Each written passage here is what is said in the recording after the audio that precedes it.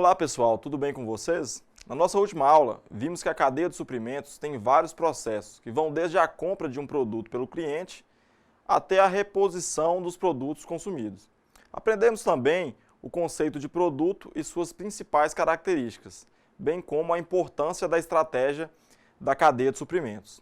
Na aula de hoje, iremos aprofundar um pouco mais os nossos estudos. Veremos a importância do sistema de armazenagem e também da embalagem na logística. Vamos lá? A história da armazenagem é bastante antiga. Surgiu quando o homem percebeu que poderia guardar suprimentos em momentos de fartura para utilizá-lo em momentos de escassez.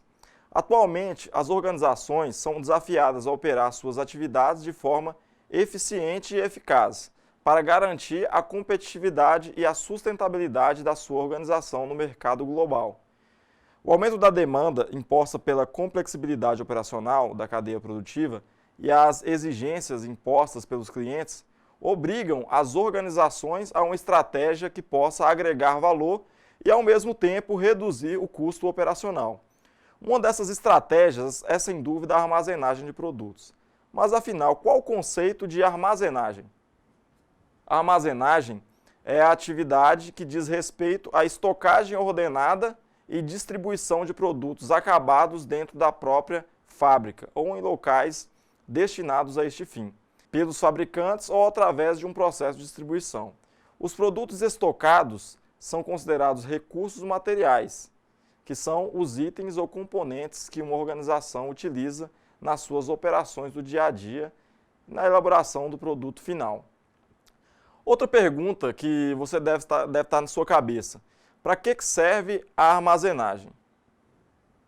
A armazenagem é necessária para que os estoques estejam organizados, garantindo assim maior rapidez de reposição nas prateleiras do cliente sem nenhum atraso. É ela que possibilita uma melhor integração entre as cadeias de suprimento, produção e distribuição.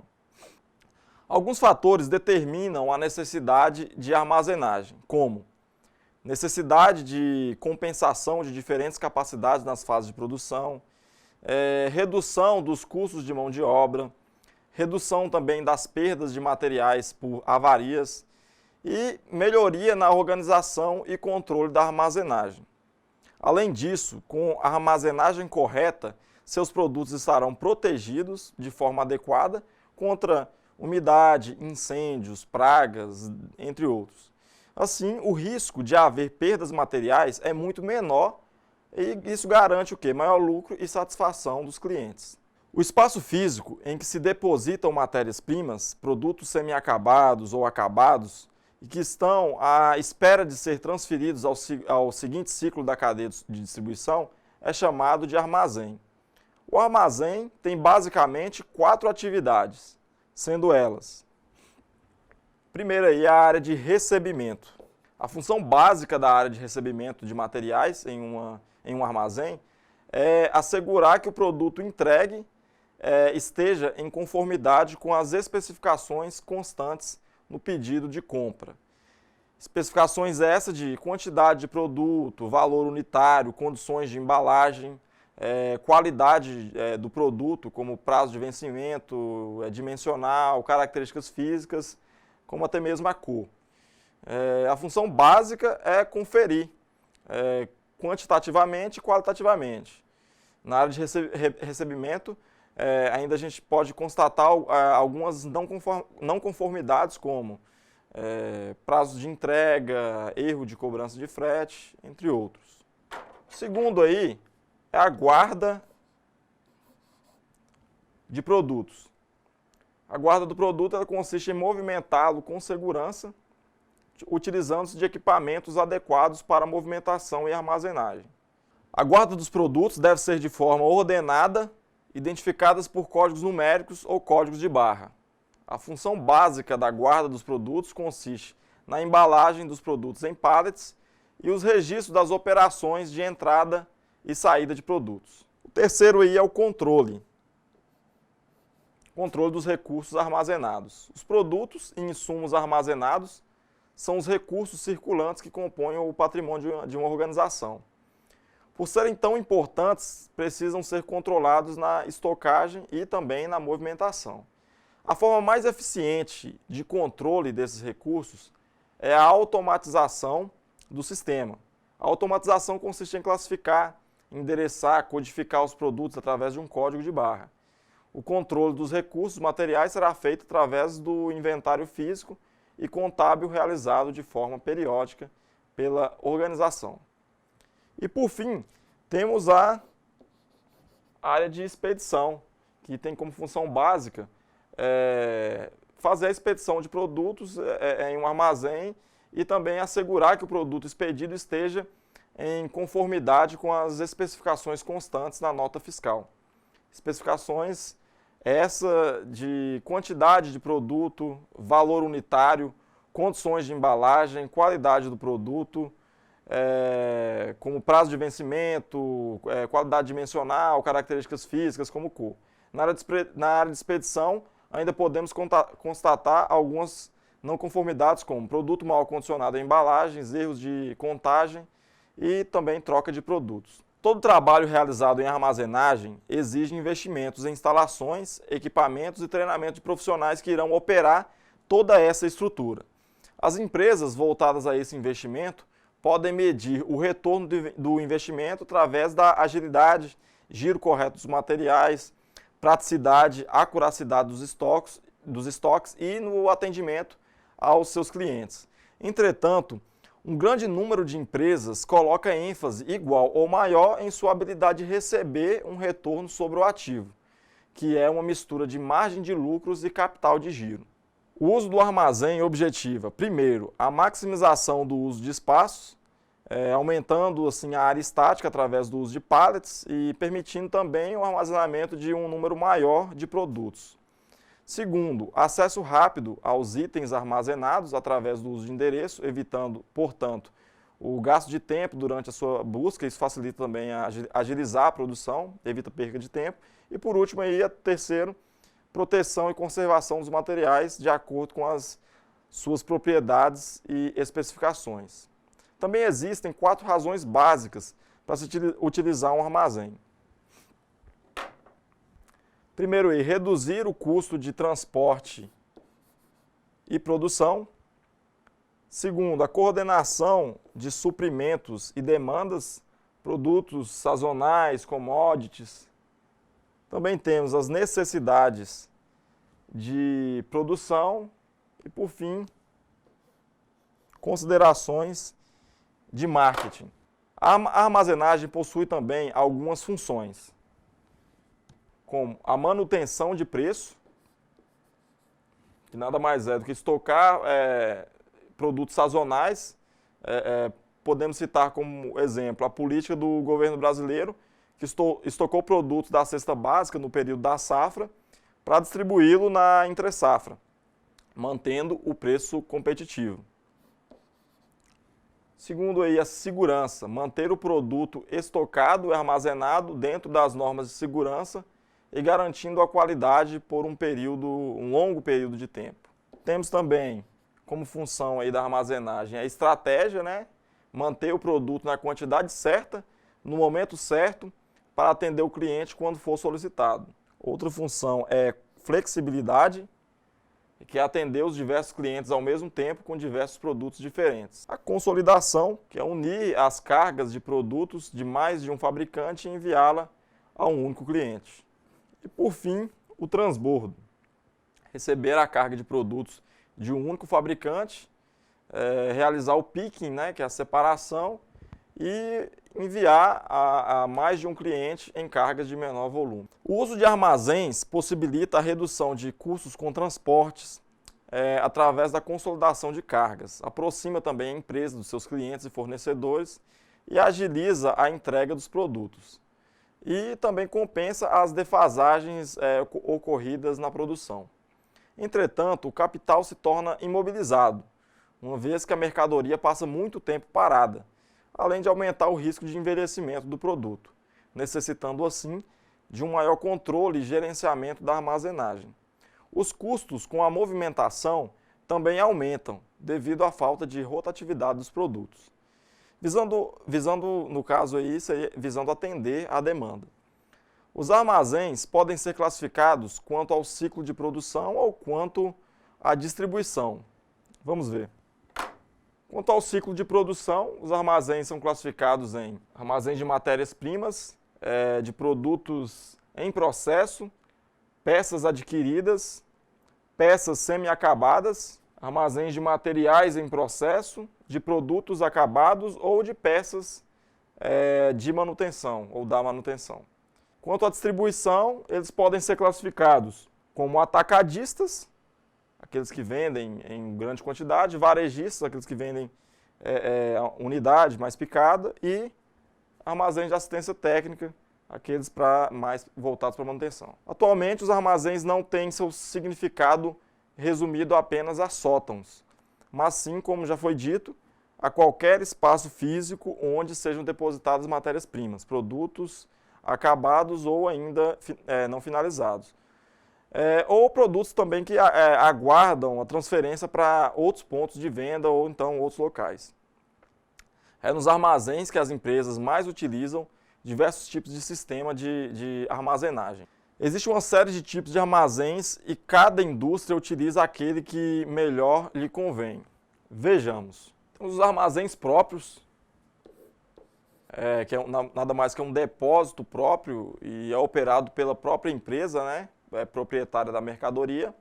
As instalações podem ser próprias, na verdade, ou alugadas. A decisão a respeito da melhor estratégia para cada empresa é essencialmente financeira. Nem sempre é possível encontrar um depósito de aluguel que atenda a todas as necessidades.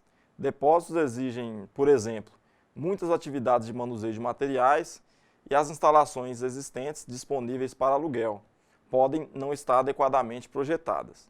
Geralmente, um depósito eficiente deve ser planejado, considerando o sistema de manuseio de materiais, a fim de permitir a máxima eficiência do fluxo de mercadoria. Empresas do ramo imobiliário estão cada vez mais inclinadas a construir depósitos de distribuição dentro das especificações dos clientes, em regime de arrendamento mercantil.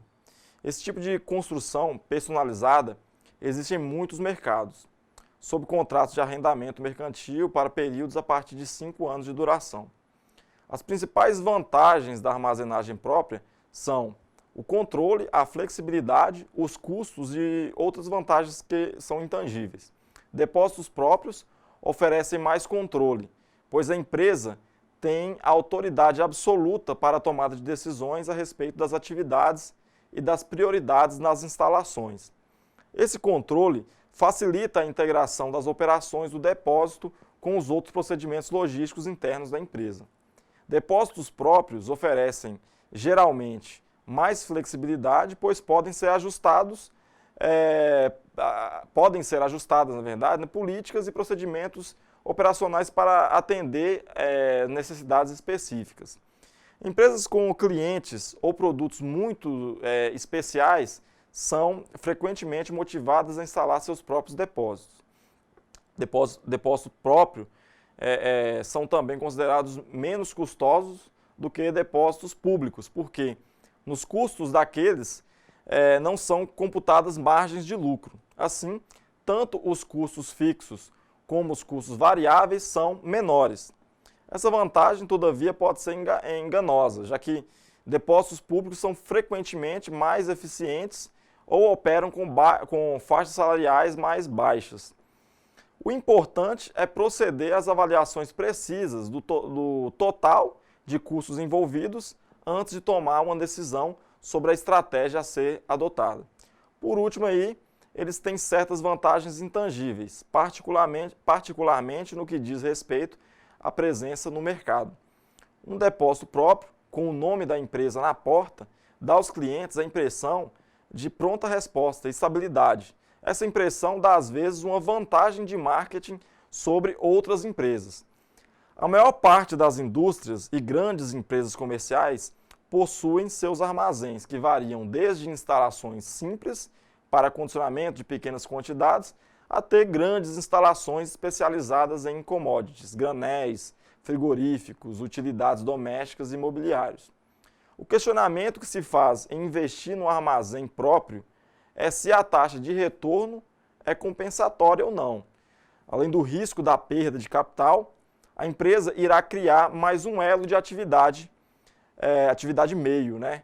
Quando poderia dedicar todos os seus esforços só na produção e terceirizar a parte de armazenagem, que seria a atividade fim. Segundo aí, a gente tem os depósitos terceirizados ou depósitos públicos. O uso desses depósitos é intensamente adotado em sistemas logísticos. Praticamente qualquer composição de serviços pode ser combinada com a empresa operadora, em curto e em longo prazo. Há uma classificação consagrada para depósitos públicos que se fundamenta na execução de operações especializadas. Inclui depósitos gerais, depósitos refrigerados, depósitos para commodities especiais, depósitos alfandegados e depósitos de móveis e de utensílios domésticos. Cada tipo de depósito difere na tecnologia de armazenagem e manuseio de materiais, tendo em vista as características ambientais e os bens armazenados. Depósitos gerais são projetados para manusear todos os tipos de mercadorias embaladas.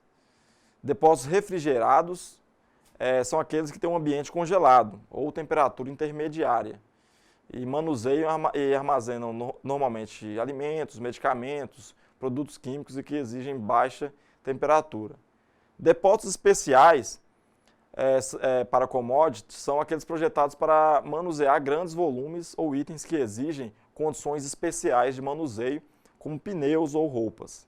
Já os alfandegados são licenciados pelo governo para armazenar mercadorias antes do pagamento de impostos ou direitos alfandegários. Eles exercem forte controle sobre todas as movimentações de saída e de entrada de mercadorias, pois exigem preenchimento de documentos legais para cada movimentação. E temos também os depósitos de móveis e de utensílios domésticos. Esses são projetados para manusear e armazenar itens volumosos de difícil arrumação. Obviamente, muitos depósitos públicos oferecem combinações de serviços das modalidades. Então, todos esses que eu falei são depósitos públicos e eles podem ser combinados dependendo da necessidade das empresas.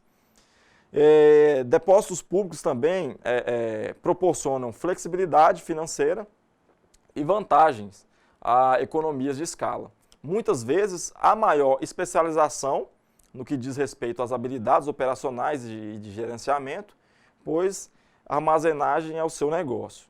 Isso significa que o pessoal que se dedica a essa atividade compreende os riscos inerentes às operações e é motivado a tirar vantagens das oportunidades de mercado. Do ponto de vista financeiro, os depósitos públicos podem ter um custo variável bem mais baixo do que os depósitos próprios equivalentes. O custo variável mais baixo pode decorrer de salários menores, maior produtividade ou de economia de escala. Depósitos públicos têm certamente menores custos. Quando o desempenho é avaliado pelo retorno do investimento, o uso de armazéns públicos pode aumentar substancialmente esse retorno. Os depósitos públicos oferecem outro tipo de flexibilidade, que é a facilidade de mudança de local, de tamanho de depósito ou da quantidade de depósitos, para que a empresa responda rapidamente às necessidades de fornecedores, de clientes ou sazonais. Depósitos próprios são fixos e relativamente de difícil mudança, já que têm que ser construídos ou vendidos. Podem ainda oferecer significativas economias de escala pela diluição de custos entre clientes. O maior nível de atividades dilui custos fixos e justifica a existência de equipamentos de manuseio mais eficientes. Esses depósitos também podem baixar o custo de transporte, consolidando cargas de vários clientes. O depósito público cobra dos clientes uma taxa básica para manuseio e armazenagem.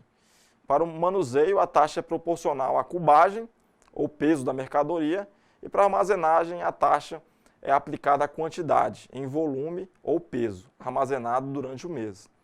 Essas taxas normalmente excedem os custos de armazenagem própria, considerando condições equivalentes. No entanto, quando não existe a possibilidade de economias de escala, no caso de armazenagem própria, os depósitos públicos podem ser uma boa alternativa, uma alternativa mais barata. As empresas poderão contrabalancear o custo-benefício de ter a armazenagem própria, terceirizando essa atividade.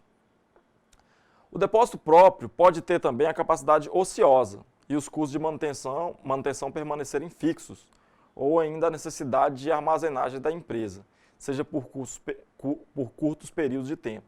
Nesse caso, o custo de terceirizar pode ser mais vantajoso. Os serviços terceirizados proporcionam os recursos de armazenagem que o cliente necessita, com a vantagem, óbvio, né, de ficar despreocupada, a empresa ficar despreocupada com a atividade de armazenagem, dedicando, portanto, única e exclusivamente ao esforço de produção, que é a sua atividade fim. O último aí é o depósito, o aluguel de armazém ou depósitos contratados. Os depósitos contratados combinam as melhores características de armazenagem pública e de armazenagem própria. O relacionamento de longo prazo e o compartilhamento dos riscos permitem custos menores do que as condições normais de depósitos públicos, embora, em certos casos, seja necessário investir em um ativo imobilizado mínimo. Os depósitos contratados podem proporcionar vantagens de especialização, flexibilidade e economia de escala, por compartilhar em recursos de gerenciamento, mão de obra, equipamento e informações com muitos clientes. Embora seja comum os depósitos contratados compartilharem recursos com clientes de um mesmo ramo, por exemplo, produtos alimentícios, não é comum que concorrentes diretos queiram compartilhar recursos entre si. Os depósitos contratados estão atualmente expandindo o escopo de seus serviços para incluírem diferentes atividades logísticas, como transporte, controle de estoque, processamento de pedidos, serviços ao cliente e processamento de devoluções. É um estágio intermediário entre a terceirização e o armazenamento próprio. Ele caracteriza-se pela possibilidade de obter menores taxas do proprietário do armazém. Em compensação, o usuário deve garantir o aluguel por um período especificado em contrato, sendo-lhe concedido, entretanto, o direito de controlar tanto a área alugada como o equipamento que se fizer necessário. Outro componente importante de se destacar na supply chain são os centros de distribuição. Os CDs, como também são chamados, têm como conceito concentrar os pontos de estocagem em poucos armazéns de grande porte, com os pedidos de abastecimento. Isso pressupõe transportes em grandes quantidades da fábrica para os centros regionais de distribuição, onde os pedidos são atendidos pelas localidades mais próximas ao consumidor. Algumas vantagens na implantação de um CD podem ser observadas no custo de transporte. O sistema modal transporta grande quantidade de produtos de uma só vez. Os CDs estão localizados em regiões estratégicas, como próximas às principais estradas de acesso e na proximidade dos clientes, né, dos centros dos consumidores. E também temos outras vantagens, que, por exemplo, permitir o rápido atendimento às necessidades dos clientes de uma determinada região geográfica, distante dos centros dos grandes produtores. Com o objetivo de ganhar tempo e reduzir custos de espera, avançam-se os estoques para um ponto próximo aos clientes e os pedidos são, então, atendidos por este centro avançado, a partir do seu próprio estoque. Existem também alguns armazéns com características mais peculiares. Vejamos. Temos o chamado cross-docking, que na verdade é chamado de cross-docking. Ele é um sistema de distribuição no qual a mercadoria é recebida no armazém ou centro de distribuição e ela não fica estocada ali, mas sim ela é imediatamente separada para o carregamento e entrega. Ela é recebida e aqui ela já é separada para o carregamento da entrega. Ou seja, o cross-docking é a transferência das mercadorias entregues do ponto de recebimento diretamente para o ponto de entrega, com o tempo de estocagem limitada, ou, se possível, nulo. As instalações que operam com o cross-docking recebem carretas completas de diversos fornecedores e realizam, dentro dessas instalações, os processos de separação dos pedidos, através da movimentação e combinação das cargas da área de recebimento para a área de expedição. Os veículos, na saída, já partem com a carga completa formada por diversos fornecedores. O uso disso, tanto para o recebimento quanto para a expedição, permitem que os custos de transporte sejam reduzidos. Esse tipo de operação permite que a administração do centro de distribuição concentre-se no fluxo de mercadorias e não apenas na armazenagem das mesmas. A aplicação desse sistema busca reduzir ou eliminar, se possível, duas atividades mais claras, realizadas em um armazém, que é a estocagem e o picking, que é a separação de cargas. Temos também os silos. Eles têm a função de estocar produtos a granel, como, por exemplo, ração, soja, milho, gasolina, álcool, e eles são produzidos em chapas de aço galvanizado de alta resistência, tendo assim uma vida útil bem longa e suportando as adversidades do tempo. Por fim aí temos os almoxarifados, que são nada mais nada menos que depósitos de produtos e objetos de um estabelecimento que a organização fornece aos seus demais setores internos. Então ele fica internamente ali dentro da empresa para entrega de produtos dentro dos diversos setores da empresa. O conceito de almoxarifado pode ser entendido como uma área interna da organização que protege, guarda e fornece produtos para o consumo interno da organização. Os produtos que ficam armazenados nos mais diversos tipos de armazém, em um momento ou outro, deverão ser transportados para os seus destinos. Mas antes de transportarmos esses produtos, nós precisamos conhecer alguns conceitos. Vamos lá? O primeiro deles é a unitização. Unitizar uma carga significa agrupar volumes, tendo como objetivo principal a facilitação no manuseio, movimentação, armazenagem e transporte de carga. As vantagens adquiridas na unitização da carga são: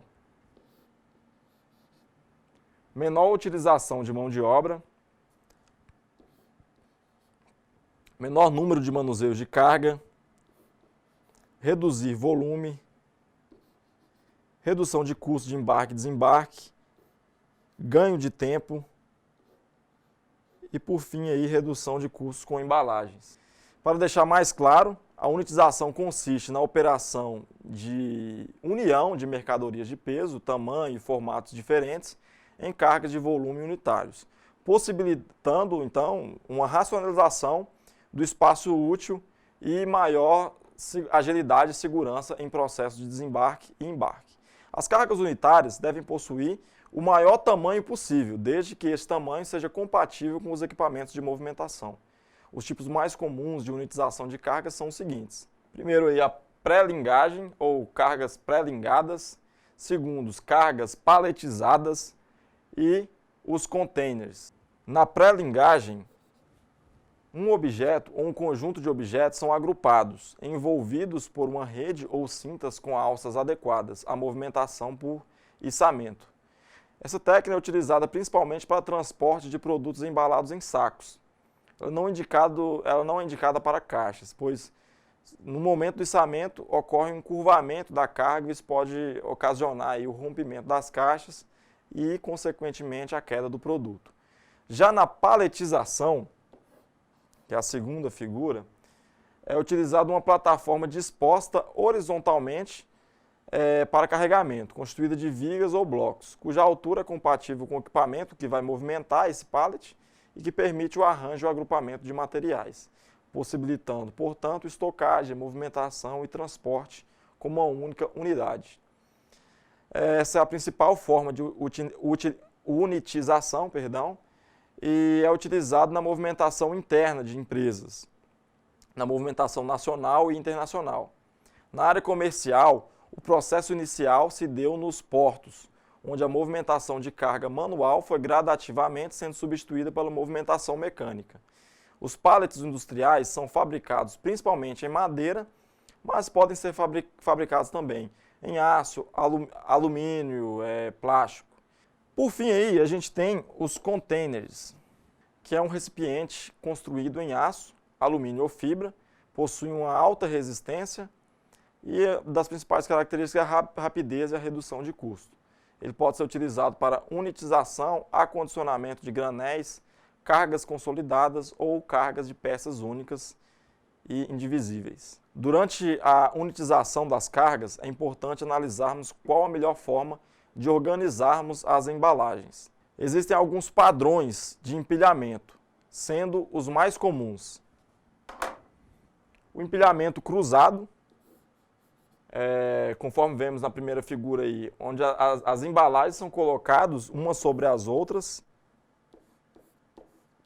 de forma cruzada, garantindo assim maior estabilidade horizontal e, consequentemente, menor resistência vertical.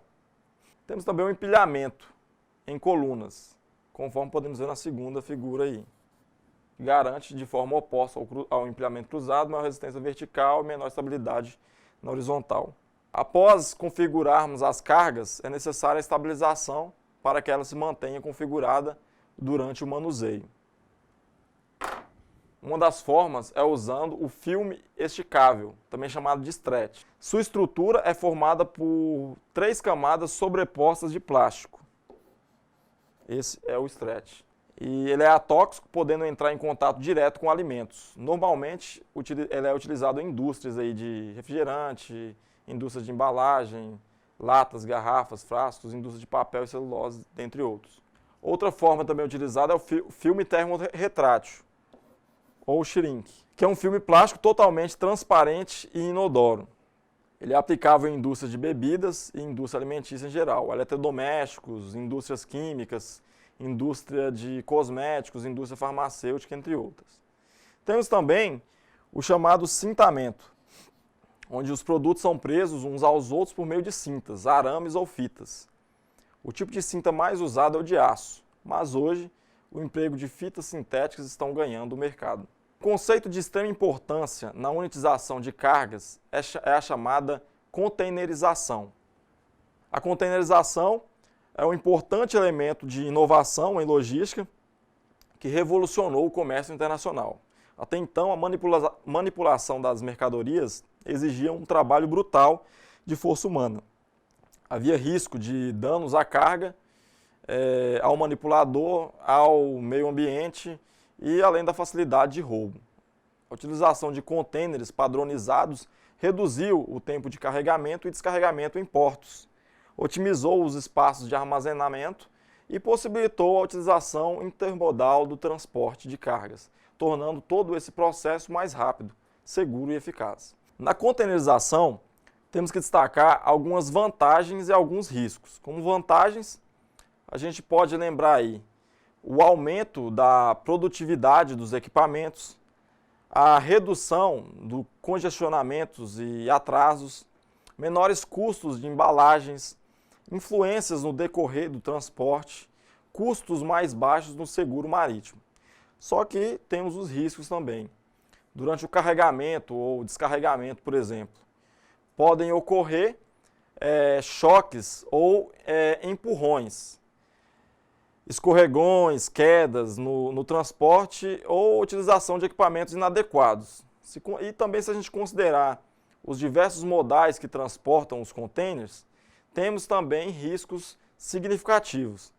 Na ferrovia também há riscos, devido à ação da força centrífuga, vibração repetitiva, choque de vagões, movimento de balanço causado pelos trilhos mal conservados e desalinhados. E também no mar e vias fluviais, podendo ocorrer repetidas guinadas, oscilação, balanço, levantamento, deslizamento do percurso e impacto das ondas. Na cadeia de suprimentos, outro conceito importante é a embalagem. Vamos aprender um pouco mais sobre suas funções e sua importância agora. É evidente que a embalagem é um dos itens que podem ajudar a fechar uma venda. Quando você está escolhendo um produto no mercado, a embalagem ajuda nesse processo. Se ela é colorida, bem desenhada, chama sua atenção pelo visual, se as informações são claras, ela ajuda na tomada da decisão. Pegamos o produto nas mãos, mas estamos manuseando as embalagens, então elas têm aquele apelo pelo contato direto com o consumidor. Mas antes de chegar ao ponto de venda, o produto passou por outras etapas no processo logístico. O produto precisa ser estocado e movimentado, isso requer embalagens resistentes e fáceis de manusear. Formatos adequados ao empacotamento de várias unidades em um pallet, por exemplo. Uma ao lado da outra e uma em cima da outra. É um dos itens que devem ser pensados ao se desenvolver uma embalagem. Depois, para transporte, a embalagem deve facilitar também. Alguns produtos são particularmente difíceis ou trabalhosos de serem transportados.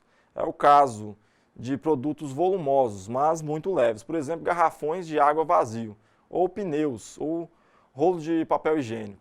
Uma solução interessante encontrada por uma empresa brasileira foi amassar um pouco os rolos para que eles ocupassem menos espaço. Quando chega na hora de usá-lo, basta o consumidor desamassar o rolo e fazê-lo ficar redondo novamente. Isto gera uma economia de cerca de 28% no transporte e armazenagem, gerando enormes economias no final, como um todo, pois é possível acomodar mais produtos nos caminhões, prateleiras e mesmo nas nossas sacolas quando levamos eles para casa. Ainda falando do tamanho da embalagem, mas dessa vez relacionada à quantidade de itens por pacote, a embalagem ajuda a atender um nicho de mercado. Em regiões mais pobres, os clientes não podem comprar grandes quantidades e armazenar o produto em casa. Eles preferem, portanto, comprar quantidades pequenas, pois é o que cabe no seu orçamento. Assim, produtos pequenos em quantidade individuais são preferidos. Sabonetes, detergente e produtos desse gênero são vendidos em tamanhos pequenos e quantidades individuais. Nas grandes cidades, onde as famílias são cada vez menores e muitas pessoas moram sozinhas, as embalagens são pequenas, mas por outras razões. Se você mora sozinho, você não vai querer comprar um pacote de pão grande, nem, por exemplo, congelados nos tamanhos que conhecíamos antes. Por isso, hoje existem, por exemplo, pizzas pequenas, lasanhas individuais e pães em pacotes pequenos. Tudo com a embalagem adequada. Por fim, não podemos esquecer das preocupações ambientais. As embalagens, hoje, devem ser retornáveis, como já é a lei no caso dos agrotóxicos. Também devem ser reutilizáveis, como já mencionados aí os galões d'água, alguns produtos de maquiagem, lençóis umedecidos e limpadores de vidros, por exemplo, ou pelo menos recicláveis, como a maioria das embalagens dos produtos que consumimos no dia a dia. De forma mais resumida, o significado de embalagem para o marketing é o quê? A apresentação do produto para gerar vendas. Para o distribuidor, é simplesmente uma proteção durante a movimentação, estocagem e transporte. E para o consumidor, é a satisfação de um desejo de consumo. Suas principais funções são a contenção, ou seja, a capacidade de conter o produto. A embalagem fica em contato direto com o produto e, portanto, ela exige a compatibilidade entre os componentes do produto.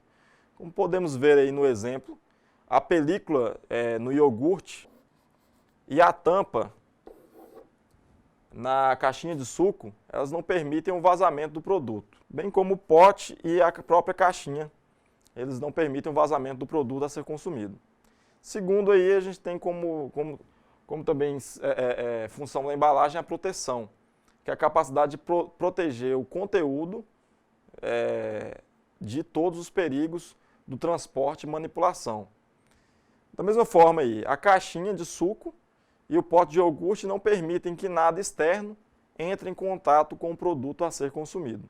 Terceiro, apresentação e comercialização, ou seja, a comunicação através da sua forma, dimensões, cor, grafia, símbolos, impressões, tudo isso é função da embalagem. Nos exemplos aqui do slide, a gente tem tanto na caixinha de suco quanto no pote de iogurte a intenção de dar água na boca do cliente, aguçar os sentidos, chamar a atenção do cliente para que ele compre o produto.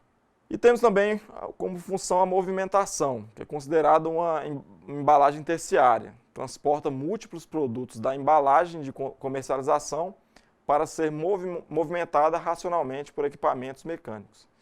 Nada mais é do que caixas e pallets, por exemplo, que unitizam várias caixinhas de suco e potes de iogurte para serem transportadas. Para a logística, a embalagem é um elemento de custo.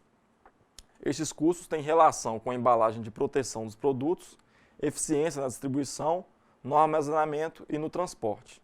Alguns elementos ocasionam custos com embalagem, como materiais, Na fabricação dos produtos é importante a escolha correta dos materiais utilizados, levando em consideração a estrutura física da embalagem e sua fragilidade.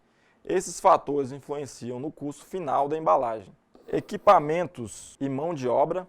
Os equipamentos de movimentação estão ligados às condições das embalagens e à produtividade da sua movimentação.